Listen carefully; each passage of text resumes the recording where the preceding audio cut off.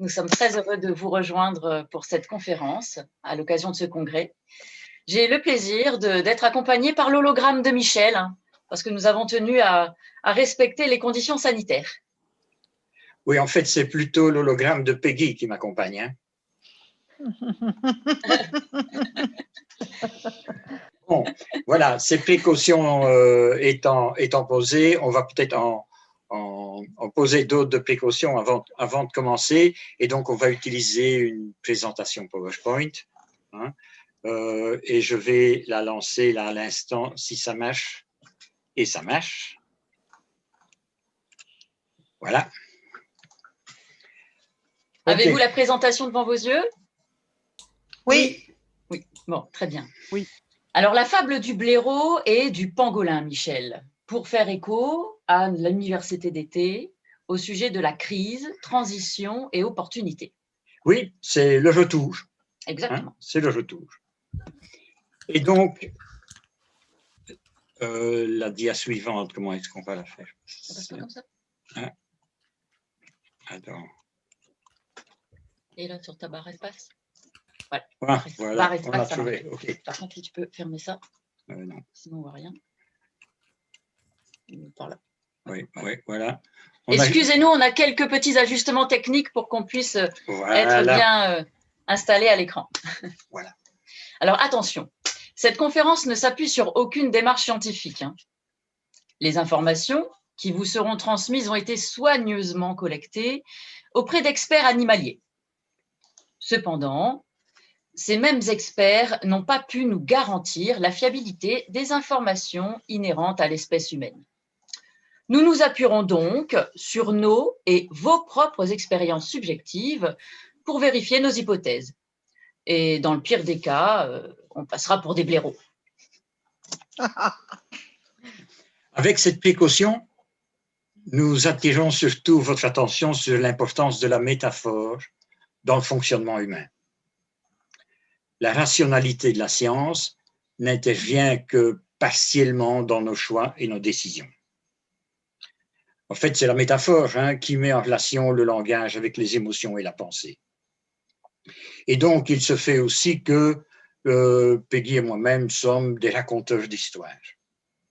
Et donc, on va vous raconter des histoires. La crise. On en parle encore. Alors, on vous a remis quelques définitions que vous pourrez trouver. Mais nous, on va s'en tenir à cette définition. La crise est un moment très difficile dans la vie de quelqu'un, d'un groupe, dans le déroulement d'une activité, une période, une situation qui est marquée par un trouble profond. Profond comme une rivière, par exemple. Alors. Oui, la dernière fois, nous avions déjà parlé de la crise, Michel. Eh oui, effectivement. Et ça va durer encore longtemps, cette histoire. Eh oui, parce que des croyances fondamentales sont remises en cause et parfois, l'impensable devient réalité. Oui, l'impensable et l'impensé devient réalité. Oui, on a compris, Michel, on n'est pas que des blaireaux. Mais au fait, explique-moi un petit peu ce que c'est qu'un blaireau. Alors, un blaireau. Le blaireau, c'est le plus grand des mustélidés qu'on peut rencontrer en Europe occidentale. En fait, on le connaît peu. On le connaît peu parce que c'est un animal qui a une vie nocturne, paraît-il, assez banale. Mais il a cette particularité d'avoir un et un seul terrier. Mais il se donne l'impression de variété en multipliant les accès à ce terrier. Un blaireau peut avoir jusqu'à une vingtaine d'accès à son terrier et il se donne ainsi l'impression de la variété et du changement. Une vingtaine d'accès qui finalement mènent toujours au même endroit. Eh oui. Et dis-moi un petit peu comment le blaireau gère une crise. Eh bien, quand je pense au blaireau, moi, ça me fait penser à une chanson de Janis Joplin. Vous savez que j'aime souvent faire un lien avec la musique. Janis Joplin qui chantait fin des années 60, « Try just a little bit harder ». Fais-en un petit peu plus. Fais-en un petit peu plus, c'est une espèce de leitmotiv dans l'Amérique, et notamment dans l'Amérique des années 50, 60. Fais un effort, fais un petit peu plus. Fais un petit peu plus de la même chose, bouge ton cul, quoi. Ça va avancer. Mais qu'il y a quelque chose à voir peut-être avec le conservatisme de cette partie, particulièrement le sud des États-Unis, puisque Janis Joplin était au Texas, était texane. Donc voilà. Comment le blaireau gère une crise? Ben, le blaireau, il fait un peu plus de la même chose. Et un peu plus de la même chose, souvent, ça donne plus de résultats. Alors, on peut appeler ça différemment, hein? L'écologie, peut-être? Oui, par exemple, pour des PNListes. Ou l'homéostasie du système? Oui, parfois. Économie du comportement, peut-être? Pourquoi pas? La loi du moindre effort. Comment ça, la loi du moindre effort? Parce qu'il semble qu'il soit très besogneux, notre blaireau, avec ses multiples accès pour son terrier. Oui, et qu'ils doivent en faire un peu plus. Oui, mais c'est la loi du moindre effort de la créativité. Faire un peu plus, en faire un peu plus, c'est peut-être une dépense d'énergie musculaire, mais ce n'est pas nécessairement une dépense d'énergie mentale. Et donc, on n'est pas dans la créativité. Bon, il y en a plus dans les pattes que dans la tête, ce blaireau. Ah, sans doute, oui. On peut aussi parler de programmation, hein, puisque tout compte fait, on est dans un congrès de PNL. Le thème de programmation n'est sans doute pas incongru dans ce contexte. Quand le blaireau apparaît-il, Michel? Eh bien, le blaireau, il est apparu assez souvent, et tu en as été témoin, comme d'autres, dans un certain nombre de mes séquences de formation. Parce que pour moi, c'est une manière d'interpeller la tendance que nous présentons, chacun et chacune d'entre nous, à des degrés divers, à répéter parfois des stratégies inopérantes, des stratégies perdantes, qui nous conduisent alors à être dans la plainte plutôt que dans un changement efficient. Donc le blaireau, c'est une métaphore que j'utilise en formation, c'est une métaphore pédagogique pour interpeller cette tendance que nous pouvons avoir à répéter des stratégies inopérantes. Le cri du blaireau, ou plutôt son dialogue interne. Ça y est, voilà que ça commence. C'est toujours la même chose.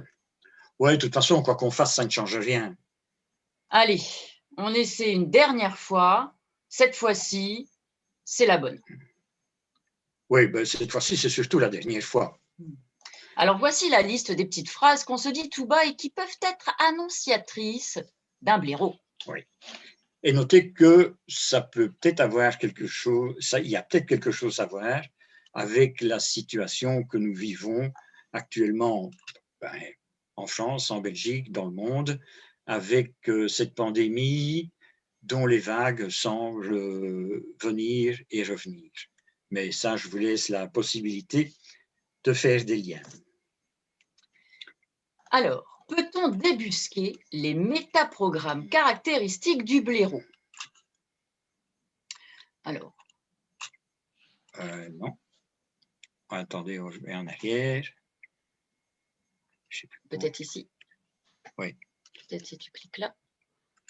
Ouais, excusez-nous pour cette petite incursion. Alors, en conscience externe, le blaireau va se centrer sur la situation d'avant-crise, avant le choc.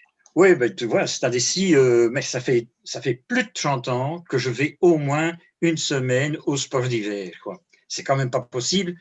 Comment est-ce que je vais faire, moi, cette année-ci, quoi? Oh là là, Michel, comme je te plains. Ben, je comprends ça. Mais oui, et si la conscience interne est accessible, j'imagine, Michel, que tu es en contact avec la douleur de la perte. Peut-être rumines-tu? Ben, t'imagines alors que je devrais être maintenant dans un univers tout blanc avec un ciel bleu. Moi, c'est vraiment, ça me fout les boules. Je crois que je vais foncer à travers tout et que je vais filer, quoi. Oh, n'y aurait-il pas une vision tunnel? Toutes les issues vers l'avant amènent à la même conclusion décevante. C'était mieux avant. Oui, c'était mieux avant. Et de toute façon, je cherche toutes les possibilités pour aller me payer ma semaine de ski habituelle. Mismatch de perception, on ne voit que le manque.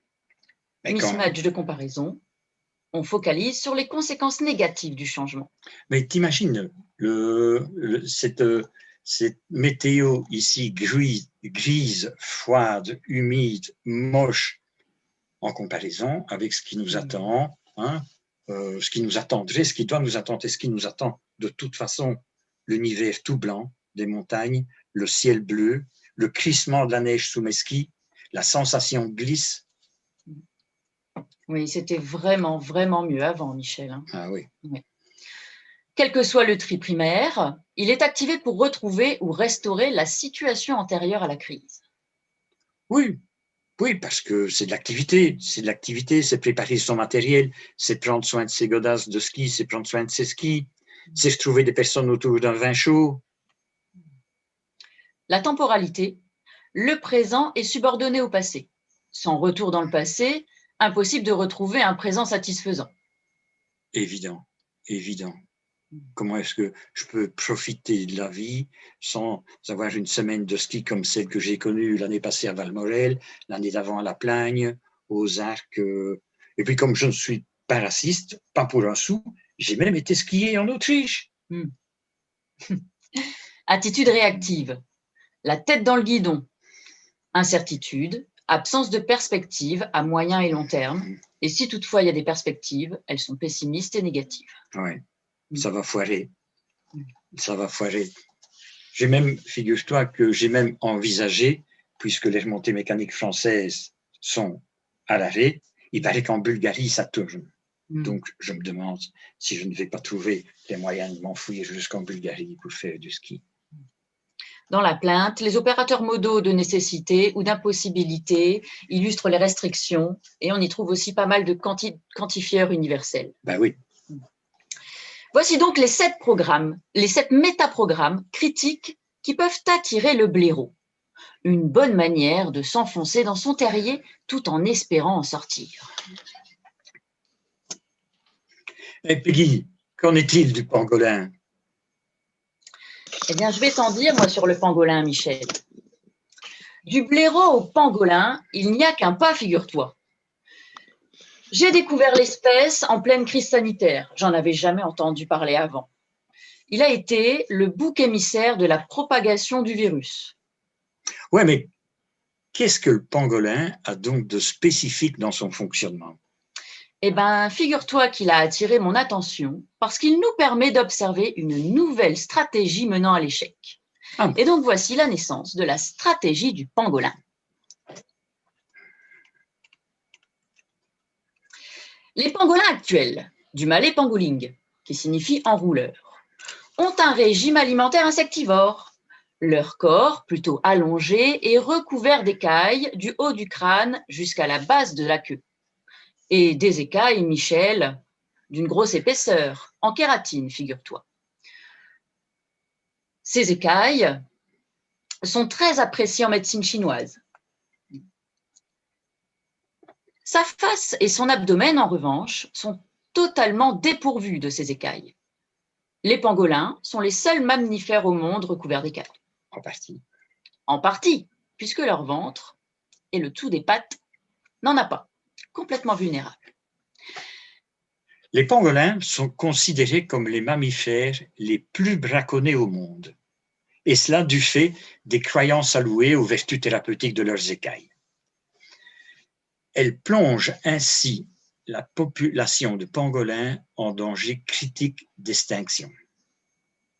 Ce qui revient à dire que quoi qu'il représente une pharmacie sur pattes ou porteur d'un virus menaçant de l'espèce humaine, il court à sa perte.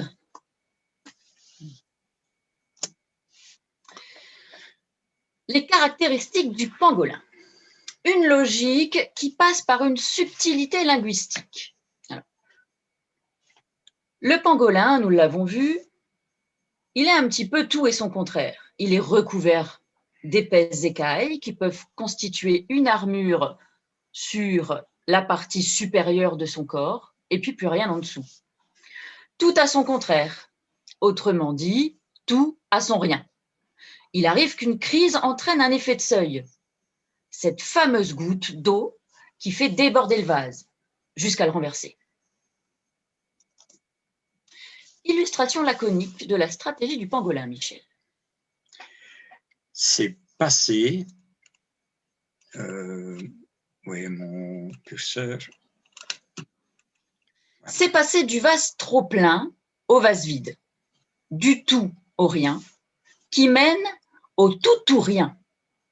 OK, donc là, on est vraiment dans la dialectique du verre qui est complètement à moitié vide ou du verre qui est complètement à moitié plein.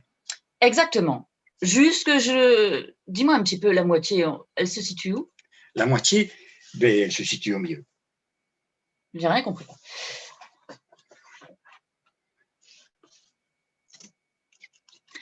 Peut-on débusquer des métaprogrammes caractéristiques du pangolin? Alors, en conscience externe, le pangolin est focalisé sur les causes du résultat insatisfaisant avec une confusion des causes et des conséquences. Ah oui, un peu ces personnes, ces citoyens qui attribuent la crise que nous vivons, par exemple, à nos ministres. Absolument. Ou à Big Pharma. Aussi. Ah oui. Ou au pangolin. Au pangolin. Si la conscience interne est accessible, le pangolin ressent de la frustration, de la colère. Il peut avoir tendance à ruminer et à élaborer des stratégies pour un retour à l'équilibre avant le choc. Et donc, on voit de ces manifestations scolaires, on a assisté récemment à ces manifestations scolaires, notamment tout récemment en Hollande avec des émeutes. Hein, tout à fait. Hein, où on veut passer d'une situation de totale compliance à une situation de rebelle. Absolument. Sa vision est panoramique mais extrême, sans considération de situation singulière ou d'exception.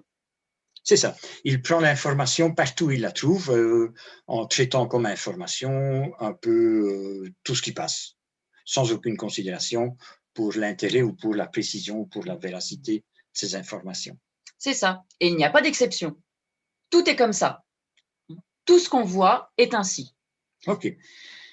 Le pangolin est plutôt match de perception.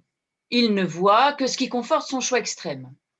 Il est aussi plutôt match de comparaison et repère les similitudes orientées soit autre.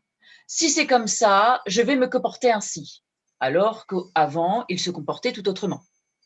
OK. Et donc, si ces émeutiers peuvent le faire et peuvent se manifester comme ça, il n'y a pas de raison pour que moi je ne puisse pas le faire non plus, et j'ai bien envie de le faire aussi. Oh, mais calme ton rebelle, Michel. Le trait primaire est plutôt par action, et action dominant au service du changement radical, en passant du coup par l'évitement total, la confrontation ou la provocation. Oui, la provocation, comme ce restaurateur niçois qui, il y a quelques jours, a ouvert son restaurant en dépit de toutes les interdictions, même avec beaucoup de fracas. Il a fait la salle comble, il a retrouvé toute une série de clients qui étaient particulièrement satisfaits et il a terminé sa journée en prison. Et voilà, c'est tout ou rien. La temporalité. Le futur est subordonné au passé pour le pangolin. C'est parce qu'on a été comme ça dans le passé qu'on fait un virage à 180 degrés, dorénavant ou désormais. L'avenir est envisagé sans nuance. Oui, il n'y a plus rien qui m'échappe. Non. L'attitude est réactive et ou proactive, avec une perspective qu'on pourrait appeler terre brûlée. Après moi le déluge, ou après moi les mouches. Oui, s'il en reste un. S'il reste des mouches, oui. Quelques repères du métamodèle. Les opérateurs modaux sont de possibilités. Exemple, moi aussi je peux transgresser, moi aussi je peux le faire. Oui. Et on y trouve aussi pas mal de quantifieurs universels. Des métaprogrammes critiques qui peuvent attirer le pangolin. Une bonne manière de s'enrouler sur soi-même ou exposer totalement sa vulnérabilité. Alors tout ça me fait penser, moi, à un autre outil que certainement d'entre vous connaissent, et puis ceux qui ne connaissent pas peuvent très facilement se documenter, hein. le cadran d'Hoffmann, comme si le pangolin… ouais, de toute façon, mais tout compte fait, qu'est-ce que c'est que le cadran d'Hoffmann en quelques mots? Oui, explique-nous, Michel. Eh bien, juste en quelques mots, hein, c'est comment, à certains moments, les qualités que nous pouvons nous reconnaître ou que d'autres nous reconnaissent peuvent, par excès, devenir un piège. Et que ce piège peut, lui, aller vers un opposé, et on peut en faire un opposé positif en je le vends comme un défi, un challenge. Relever le défi. Mais relever le défi, l'excès du défi, l'excès qu'on peut marquer peut nous conduire dans l'allergie. Et l'allergie, en général, c'est ce qu'on déteste chez les autres. C'est ce qui nous insupporte. Hein? Comme par exemple la confiance, qui peut être une qualité, peut nous conduire à l'aveuglement. Et pour relever le défi, en tout cas pour aller au-delà de l'aveuglement, nous devons apprendre, travailler le discernement. Mais le discernement, à force de creuser le discernement ou d'en faire plus, on peut tomber dans la méfiance. Et celui qui se reconnaît confiant, il n'aime peut-être pas chez les autres et il n'aimera pas chez lui-même la méfiance. Absolument. Notre pangolin agit comme un cadran d'Hoffmann incomplet. Il omet totalement le challenge, voire le piège. Et il passe comme ça d'une polarité à l'autre, de sa qualité à son allergie, de sa force à ce qui l'insupporte chez les autres. De sa carapace à sa vulnérabilité. Absolument. Mais entre les blaireaux et les pangolins, Michel, il existe bien une espèce plus apte à surmonter les crises.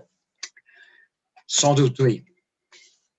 Alors, il y a sans doute aussi dans l'assistance des tintinophiles distingués.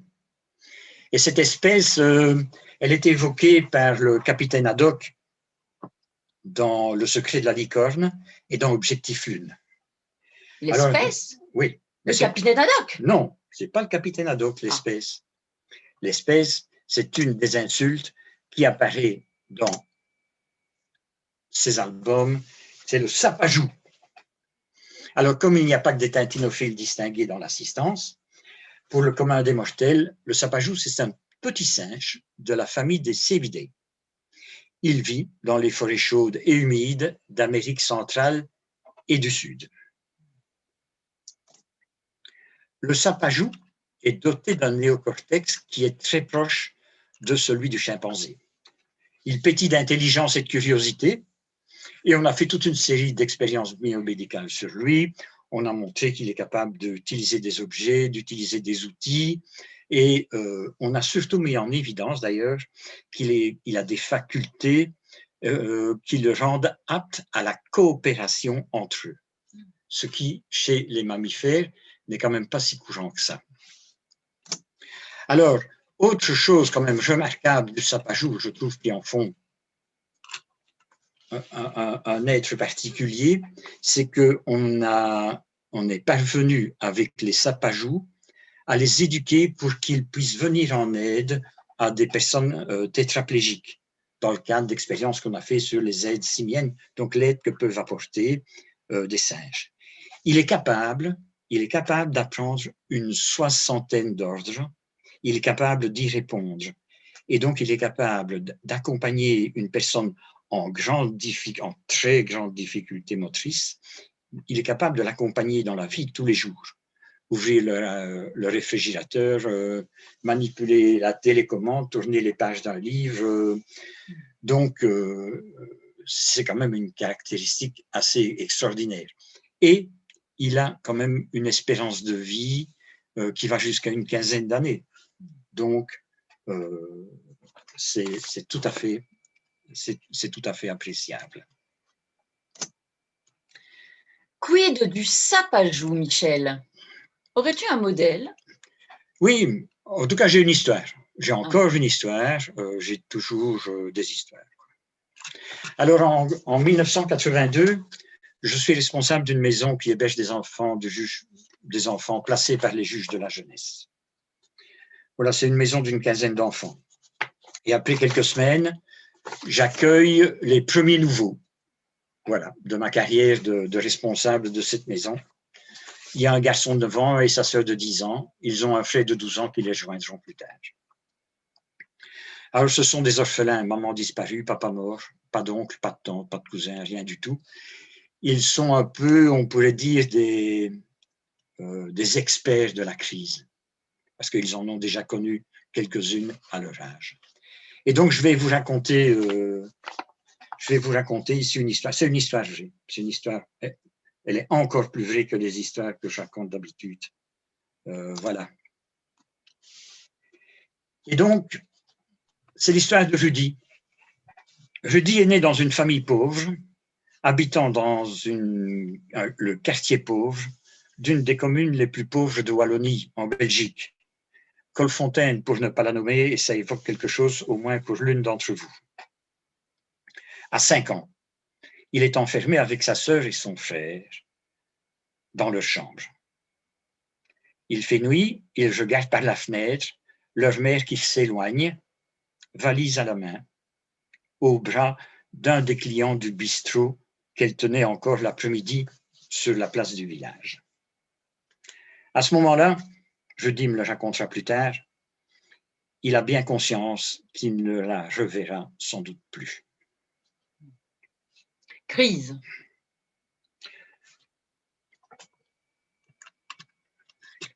Oui. Le père, qui est le père biologique et non pas le père administratif, est, comme très souvent, dans un autre bistrot de la place. Rudy, avec sa sœur et son frère, vont vivre quelques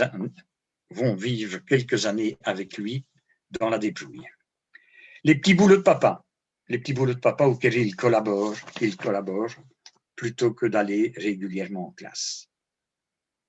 Et avec son frère Rudy, il ira parfois la nuit récupérer leur père bougé au café du bout de la rue. En fait, ils vont récupérer car le petit boulot qui les attend au petit matin, ils en ont besoin, c'est pour survivre. Parce que le père est un poivreau, mais c'est un poivreau courageux. Il peut bosser avec la gueule de bois.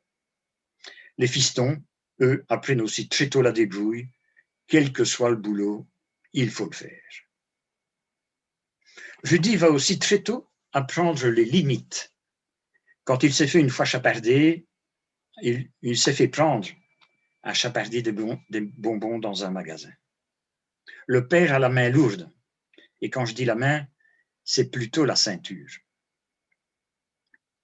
Mais il garde quand même des images d'un colosse, parfois affectueux, en compagnie duquel il regardait des films de cow-boys et d'indiens sur une vieille télé dans un vieux divan. Rudy va en concevoir d'ailleurs une admiration pour les Indiens, qu'il estime courageux, astucieux, débrouillards et qui sont injustement victimes d'une force brutale. À l'école, dans son cartable ou ailleurs dans son maigre bagage, il emmènera toujours les quelques figurines d'Indiens que son père a pu lui offrir. Voilà, que son père a pu lui offrir un jour. Ce père va décéder après quelques années. Et les 3 mômes se retrouvent seuls. Crise. Ils seront alors confiés à une famille d'amis du père, famille très rudimentaire qui les utilise plutôt comme une main-d'œuvre facile dans l'aide ménagère. Un jour, à l'initiative d'un service social, les 3 seront hospitalisés pour une suspicion de gale. Crise. Bof, oui, mais après quelques jours, Rudy va se rendre indispensable à l'étage, dans l'hôpital. Il rend des petits services à tout le monde, aux patients, au personnel. Il distribue les repas. Et puis, il fait des découvertes. Il découvre l'eau chaude qui coule du robinet. Ça, il n'avait pas encore connu. Il découvre la tartine au jambon. Il découvre le repas servi sur un plateau.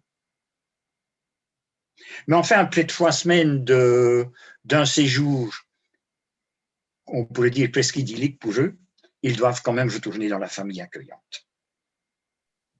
Et puis, quelques semaines plus tard, un des rares jours où il est à l'école, il voit débarquer une assistante sociale accompagnée d'un policier. Plus tard, d'ailleurs, il m'en parle encore de cette assistante sociale comme étant Madame jupe plissée et talons plats. Et en fait, elle vient lui proposer d'être placée en institution. Placée. Il ne sait pas bien ce que ça veut dire. Nous dirions, nous, qu'il n'en a pas de représentation mentale. Mais il tente le coup. Il dit oui. Et il entraîne avec lui sa sœur. Son frère aîné, qui est un peu démuni, préfère rester là où il connaît, dans la situation qu'il connaît. Et donc, il arrive dans cette maison d'accueil, celle dont j'ai la responsabilité, et en fait, elle dépend d'un réseau de 4 autres maisons d'accueil. Et là, Rudy va rapidement se faire remarquer. Pas par ses résultats scolaires, hein, non, mais par sa débrouillardise, sa vivacité, sa franchise, sa serviabilité. Il est plaisantin, il observe, il écoute, il observe les éducateurs, il apprend à les manager, hein, et il agit pour lui et pour les autres. Il est solidaire. Dans l'équipe pédagogique, nous dirons souvent de lui, en commentaire comme ça, il est malin comme un singe, ce gamin. En milieu scolaire, ça va être la même chose. Bon, les apprentissages au niveau de ce bulletin de notes, c'est pas exceptionnel, mais il est très apprécié des enseignants parce que il est serviable, astucieux, il sait toujours rendre un service ou réparer ci ou ça dans cette vieille école, quoi. Et puis dans les mauvais coups, enfin les mauvais coups qui sont le lot des groupes d'enfants en institution, vous savez, les petites fugues, les balaques nocturnes, les chambards, les petits trucs. Je dis, c'est toujours comment ne pas aller trop loin. Il connaît la limite. En fait, il sait, comme il le dit encore aujourd'hui il a 51 ans, mais Rudy le dit encore récemment, je suis un gosse de home. Il sait qu'il est à la merci des humeurs du juge de la jeunesse. Alors, ses débuts de scolarité secondaire ont été un peu brinque-ballon. De section de menuiserie en section de ferronnerie, en cours généraux, il s'est finalement dirigé vers la coiffure. Et s'il est allé dans une école de coiffure, c'est parce que sa sœur, qui y était déjà, avait quelques copines particulièrement mignonnes. Bon, dans cette école, il est resté limite, hein, au niveau des cours généraux, c'était toujours juste ce qu'il faut. Par contre, il s'est rapidement révélé quelqu'un de très habile dans le maniement du ciseau, de la tondeuse et du peigne. Et du blaireau. Et du blaireau, forcément. Et de contrat en alternance, d'apprentissage en alternance en contrat d'apprentissage, il est vraiment devenu un bon pro, en tout cas au niveau de la région. Et en apprentissage, comme lorsqu'il était ouvrier, lorsque le patron ne lui convenait pas parce qu'il trouvait que le patron ne lui apprenait pas suffisamment de choses ou qu'il avait des entourloupes qui ne lui convenaient pas, il n'y a pas de problème, il arrêtait et il changeait. Il n'a jamais eu de problème pour retrouver un autre patron parce que dès qu'on le voit au travail, dès qu'un patron le voit au travail, il l'engage. Rudy ne se plaint pas, il change. Et un beau jour, il est contacté par le centre d'apprentissage régional. Le patron d'un salon de coiffure UP de la capitale, Bruxelles, parce que ça se passe en Belgique, cherche un ouvrier et il veut un premier de classe. Bon, Rudy n'est pas un premier de classe pour les cours généraux, mais pour les cours pratiques, il est un premier de classe. Et donc, il relève le défi. Lui, le gosse de home du fin fond du Borinage, va faire un test à Bruxelles, un salon de coiffure dans le quartier Louise. Alors, le quartier Louise, les quelques Belges qui sont parmi nous le savent, le quartier de l'avenue Louise, c'est le 16e arrondissement de Paris, peut-être même, enfin, c'est un quartier chic, on se la pète hein, au quartier Louise. Il va faire un test là, dans ce salon de coiffure, et il est engagé sur le champ. Et pendant 4 ans, il va coiffer une gent masculine très BCBG. Président de parti, manager d'entreprise, commerçant florissant, et puis même l'un ou l'autre membre de la famille royale, puisque nous avons le luxe en Belgique, nous, d'avoir une famille royale. Il part tôt matin en train, il revient le soir en train, il passe des journées très très longues. Il va encore, durant ces années, affiner sa technique. Il va encore gagner en maîtrise de son métier. Et comme il sait le faire, il va aussi observer, écouter et chercher à comprendre comment ce patron est devenu cette star du métier. Comment ce patron a pu échafauder ce salon qui a vraiment une grande renommée et qui rapporte bien. Et même ce patron va même le pousser à faire des concours et à participer à des championnats. Le saviez-vous, il existe des championnats de coiffure. Et Rudy va se classer toujours en très bon ordre. Il a été au niveau belge, il s'est classé une fois 2e, et au niveau wallon, une fois 1er. Et donc, après 7 ou 8 ans à Bruxelles, il revient à Mons, ici dans la région proche de la frontière française. Hein. Mons est une agglomération de plus d'une centaine de milliers d'habitants. Et il s'associe avec Nathalie qui coiffe les dames. Et dans son salon pour dames, il se crée un petit espace coiffure homme et barbier. Et il fait ça dans le style western. Dans le style western et indien. Hein. Il y a des figurines d'Indiens. Il y a quelque part un totem indien. Il y a un plancher qui fait un petit peu penser à certains western spaghetti qui étaient de l'époque. Il a de plus en plus de clientèle, ça se passe bien. Et de ses débuts en province, de ses tout débuts, il a gardé un certain goût pour le rasage et la taille de la barbe. Et quand la mode des mentons poilus, des hipsters, pointe le bout de son nez, que ce soit en Belgique ou dans toute l'Europe occidentale, ou même dans d'autres parties du monde, il est le seul coiffeur de son âge là, dans la région, et en Belgique, un des rares, à maîtriser l'art du coupe-chou et de la taille de précision. Alors, j'aime autant vous dire que ni Louis ni Nathalie ont fait HEC. Hein. Non. Pourtant, ils vont mettre en place des stratégies particulièrement performantes pour développer une clientèle. Ils vont se révéler des as du marketing. Après quelques années, ils vont pouvoir se permettre d'ouvrir un salon dans un quartier chic de la périphérie. Oui, parce qu'entre autres, ils constatent que le centre-ville se paupérise et ça n'intéresse pas. Et puis sa clientèle, qui est de plus en plus aisée, a besoin d'emplacements de stationnement pour ses véhicules. Nathalie arrête la coiffure pour dames pour contribuer à gérer le Rudy's Barbershop. Hein? Ici. Oui.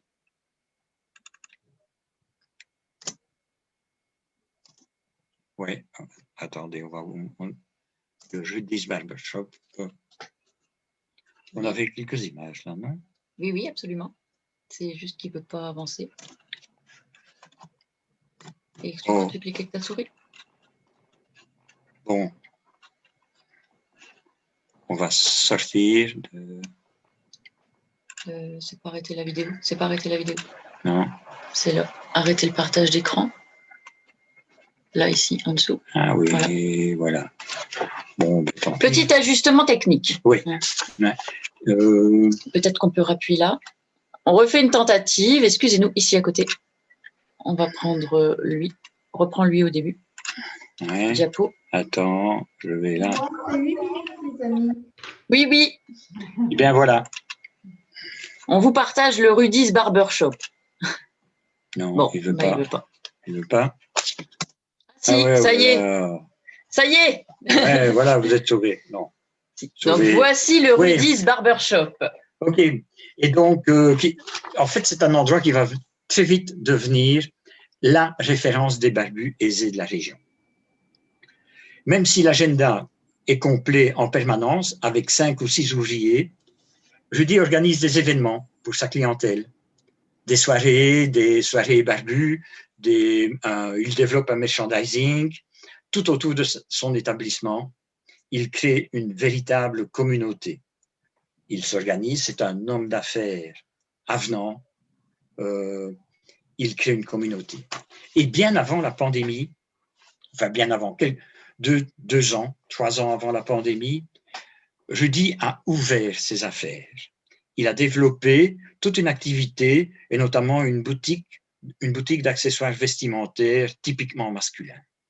Une boutique qui lui permet aujourd'hui de garder la tête hors de l'eau, alors que vous le savez sans doute, les coiffeurs sont fermés en Belgique depuis 2 mois. Depuis 2 mois, les coiffeurs ne peuvent plus travailler. Alors, pour réveiller le sapajou qui sommeille en vous, on vous invite à passer en conscience externe, canaux sensoriels orientés vers l'extérieur. Comme Rudy, observez, écoutez, qu'est-ce qui peut me servir? Calibrez vos interlocuteurs. Pour la directionnalité, Rudy est en aller vers. Oui, comme il l'a dit une fois, le pire, je connais déjà, donc c'est pas la peine de l'éviter, je l'ai déjà évité. Il s'oriente simultanément, soit autre. Oui, on le verra par après, mais une de ses croyances, c'est pour recevoir, il faut donner. Son tri primaire, essentiellement par personne. Ensuite, information et activité, mais d'abord personne. Parce que Rudy prend soin de ses clients. Ses clients sont tous différents, il calibre, il apprend à les connaître. La temporalité. Pour Rudy, le présent est subordonné au futur. Il parle peu de ce qu'il a perdu. Oui, mais il est surtout capable de parler de ce qu'il a trouvé en institution. Son attitude est proactive, curiosité, et la croyance qui le conduit, c'est « je sais que je ne sais pas ». En tout cas, en matière de ce qui n'est pas la coiffure. Ces opérateurs modaux sont de possibilités. Des métaprogrammes pour adopter un singe en période de crise. Une bonne manière de développer son agilité. Eh oui. Et donc, si on prend ces niveaux logiques, on peut imaginer que c'est la mission, apporter un petit quelque chose à la communauté. L'identité, je suis un gosse de home, mais je suis aussi un bon professionnel. Les croyances, je sais que je ne sais pas, j'ai des choses à apprendre. Il faut donner pour recevoir. La précision, la qualité est importante. Tous les clients sont différents. Le succès est momentané. Ces ressources, j'écoute, j'observe. Je m'adapte aux clients sans transiger sur la qualité. J'élargis mon métier de base. Ma clientèle est sélectionnée. Mes comportements, je ne me plains pas, Michel, je change. Oui. Et tout ça dans un environnement inconfortable et incertain. Quel est votre totem en cette période inconfortable et incertaine? Oui, dans cette situation pandémique, que suis-je? Est-ce que je suis blaireau, pangolin ou sapajou? Avec cette métaphore animalière, nous vous avons proposé quelques totems peut-être. Oui, des totems qui peuvent nous permettre de nous interroger sur nos attitudes dans ce contexte tellement difficile. Alors blaireau, pangolin, sapajou, peut-être tantôt l'un, tantôt l'autre. Bienvenue à la recherche en nous. Et merci de votre attention.